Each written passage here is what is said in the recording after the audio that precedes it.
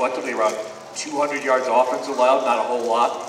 First 8 points weren't on the defense at all, so overall it seemed like a pretty good effort by the defensive side of the ball. Yeah, you know, it was a good effort collectively as a defense, but you know, I feel as though we could have done a little more things to kind of get the ball back in our favor to where we can have some turnovers to help our offense. You know, it's a team sport, so we still have to go out there and work together as a team to help ourselves win. Help us out with this. What type of quarterback is Bradford? I mean, he seemed to be hitting on all cylinders, but still there was some places where he missed. Yeah, you know, this is my second time playing against Bradford. I played against him one time when I was with the Falcons when he's with the Rams. And I feel as though he's a quarterback that doesn't want to make a lot of mistakes, and that's what he did. He didn't make a lot of mistakes. He took care of the ball. Their offense took care of the ball. And just like Coach Vera said, they played opportunistic, and when the opportunity came around, they made plays. What's the mood in the locker room right now, Robert, after that loss, knowing you got a huge football game coming up this Sunday?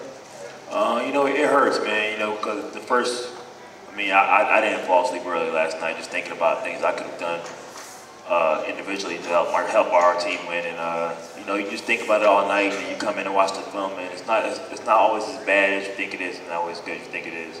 And I feel as though there's a lot of things we could have done collectively as a team to put ourselves in a better situation in the fourth quarter when we're down by 12 points. It's just things you gotta just fix during the week of practice and get ready for the next opponent. Of course, everyone's got their individual assignments and roles during the game, but you guys did a really good job. And the guy that was the leading receiver in the league, Stephon Diggs, only had 40 yards in the game.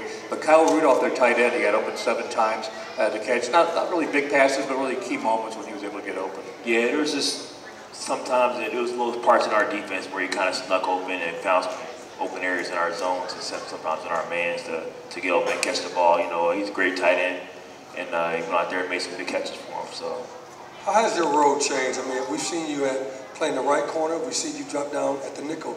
Can you tell us the difference between playing the corner and the nickel in this scheme that we run?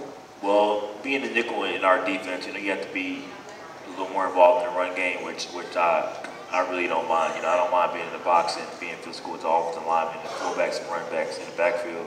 So you have to be a little more involved in the run and know where your gaps are and know where you have to fit on certain runs. And also you have to know your passing responsibilities also. So, you know, to me, I mean, it just helps me learn the playbook even more. And you get to blitz a little bit too, don't you? Yeah, and I get to blitz a little bit and get in the quarterback, so I don't mind. You don't mind that? Okay, now talk to me about playing when we see you at the right corner on the edge. How's that different? This is a little different. There's a little more field, a little more grass you have to take care of. There's different route combinations. I'm able to see the field a little more when I'm playing outside corner.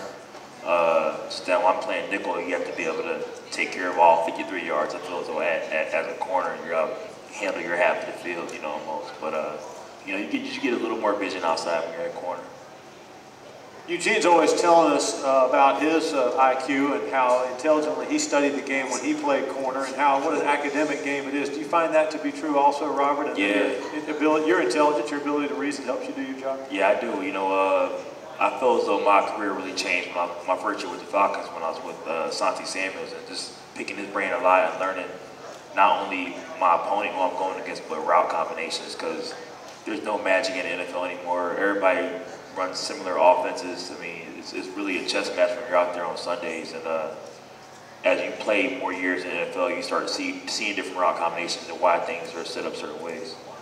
And Santi Samuels is one of the best at bell technique, able to go ahead and pick off that ball from any situation. What other stuff did you learn from him? Because I always thought he was an incredible corner that just had a knack for the ball.